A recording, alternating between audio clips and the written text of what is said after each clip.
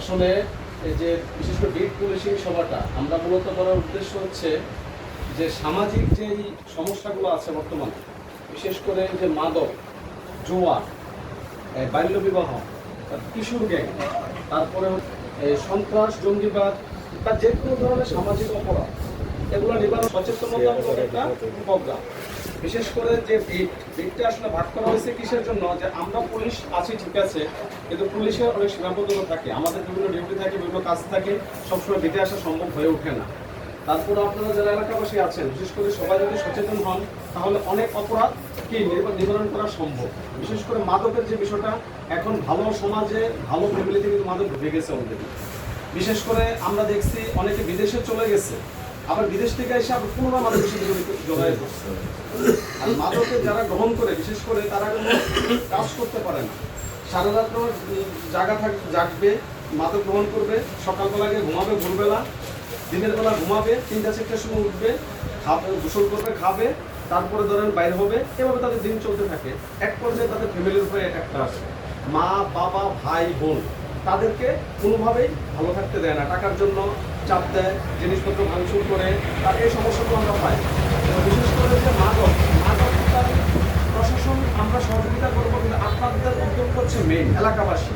হ্যাঁ, আমরা যেটা বলে যে অনেক সময় স্পট দিবে, স্পট না, আপনারা এলাকার অনেকেই জানেন কে মাদক গ্রহণ করে, তাদের সাথে থাকে, আমরা সব লোকজন চিনি না, আমাদেরকে ইনফরমেশন দেবেন, আমরা তাদের কাছে যদি 1 পিস 2 পিস মাদক রিকভারি করতে পারি, আমরা আইনের উপরে আমরা ছাড়বো।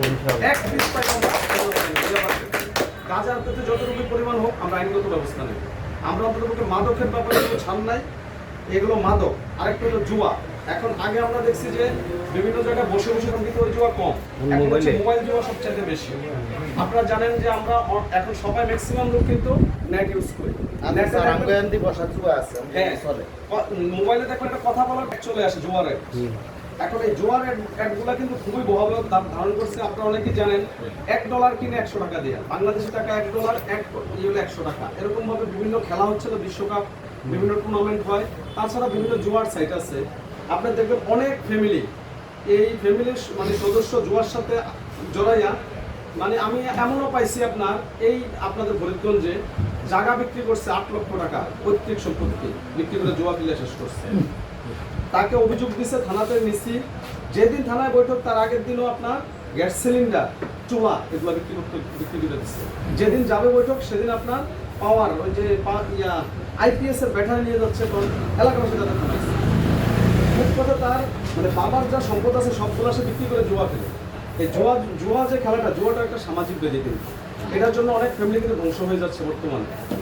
তারপরে এটা নিজেরা ধরেন প্রতিরোধ করবেন। আর বর্তমানে জানেন যে সরকার একটা আইন প্রণয়ন করছে, যদিও গেজেট আকারে এখন আমরা পাই নাই, যদি ওইটা বাস্তবায়ন হয় তাহলে না 7 বছর ন্যূনতম জেল আছে একটা, ঠিক আছে, জুয়ার ক্ষেত্রে অনলাইন। তারপরে এটা অপরাধ যদি বেশি হয় তাহলে শাস্তিও বাড়বে। তারপরে আছে যেমন একটা বাল্য বিবাহ, এই বিষয়টা আপনারা বলছেন, ওই যে আমাদের শাহিন ভাই বলছে কম, আসলে কম হয়তো আপনারা জানেন কম, কিন্তু আমরা জানি বিশেষ করে নিখোঁজ জিনিসগুলো যে হয়, সবগুলা ঘটনায় কিন্তু নিখোঁজ না, সবগুলাই এই বাল্য বিবাহ বা ওই যে প্রেম সংক্রান্ত বিষয়। আরেকটা সমস্যা আছে আপনাদের এই সমাজে, যারা বিদেশ চলে যায় তাদের ফ্যামিলি বাড়িতে থাকে, এই বিদেশ থেকে কষ্ট করে টাকা পাঠায় দেশে, আর ওই মহিলারা করে পরকীয়া প্রেম। যখন সে দেশে আসে সে চলে যায় কি ওই ছেলের সাথে, তখন থানায় যায় অভিযোগের জন্য। আসলে এই বিষয়গুলো আমরাও করতে পারি না, কারণ প্রেম এমন একটা জিনিস, নিজ থেকে যদি সরে না আসে তাহলে তো এটা সম্ভব না।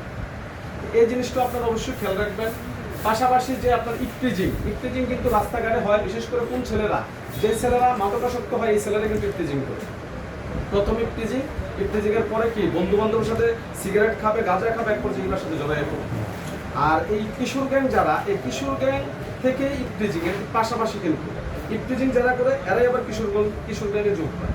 কিশোর গ্যাং বলতে কোনটা তো বলছেন, একসাথে 5, 7টা 10টা পোলাপাইন ঘুরবে, তাদের বয়স বেশি না, 12, 14, 15, 16 ভিতরে।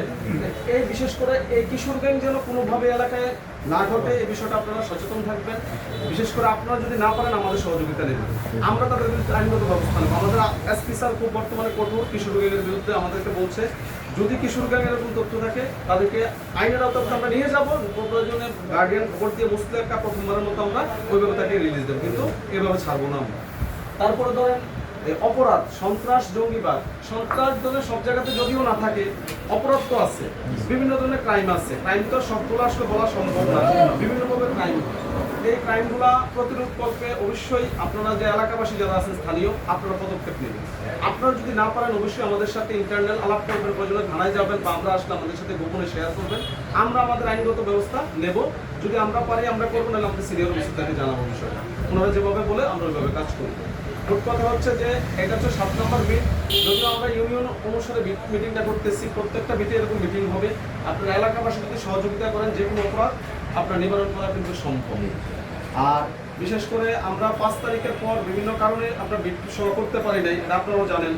যাক, আমরা সামনের দিকে যদি আপনারা সহযোগিতা করেন, আমরা প্রতি মাসে বিদ্যুৎ সভা করবো প্রতিটি ইউনিয়নে, বা তার বাইরেও করবো। যদি আপনার জায়গায় এসে কোনো করে একটা দরকার জরুরি, আমরা করবো সেটা। বিশেষ করে আপনারা এখানে আজকে 20 জন আছেন, 20 জনের কাছে যে মেসেজটা যাচ্ছে, 20টা ফ্যামিলির লোক আছেন, আপনারা আবার বিকালবেলা চায়ের দোকানে আলাপ করবেন, দেখবেন এটা মোটামুটি এলাকাতে ছড়িয়ে যাবে। তো বিশেষ করে যেমন আমার সিনিয়র শফিক স্যার আছে, উনি আমার থেকে অনেক সিনিয়র এবং জ্ঞানী, উনিও বিষয়গুলো আপনাদেরকে বলবে। মোট কথা হচ্ছে যে আপনারা 7 নম্বর পাইকপাড়া ইউনিয়নের সবাই যদি অপরাধ যদি নিবারণ করতে পারেন, তাহলে কি আপনারা সুখে শান্তিতে থাকতে পারবেন, আমরাও ভালো থাকতে পারবো। আর বিশেষ করে যদি আপনারা কন্ট্রোলিং না করতে পারেন, আমাদের সহযোগিতা নেবেন, আমরা আইনগত ব্যবস্থা নেব, ঠিক আছে। আর বিশেষ করে অপরাধ যেগুলো হয়, সামাজিক অপরাধ, অবশ্যই আপনাদের সহযোগিতা লাগবে। আর অন্যান্য যেগুলো আছে, কিছু সিক্রেট বিষয় আছে, সেগুলো আমরা আমাদের কাছে আলাপ করলে আমরা ওইভাবেই কাজ করব, ঠিক আছে। তো যাক, আপনারা আসছেন, একটু দেরি হয়ে গেছে, একটু কষ্ট হয়েছে আমি জানি। আসলে বিষয়গুলো হচ্ছে কালকে খেলা গেছে আর্জেন্টিনা, ইভেন্ট সার করছে নাইট ডিউটি, সব মিলিয়ে কিন্তু আসতে আমাদের আধা ঘন্টা লেট হয়ে গেছে। যাক, সামনের দিকে আমরা মিটিং করবো, আগে আলোচনা করবো কবে আসবো, আমরা টাইম মতো আসবো। আপনারা এলাকার যারা ভালো মানুষ আছে সবাইকে নিয়ে আসবেন, মোট কথা যেন ভবিষ্যতে এলাকাটা সুন্দরভাবে মানুষ বসবাস করতে পারে, ঠিক আছে। এই আমার বক্তব্য নিয়ে আমি শেষ করছি সবাইকে, ঠিক আছে। আল্লাহ হাফেজ, ঠিক আছে।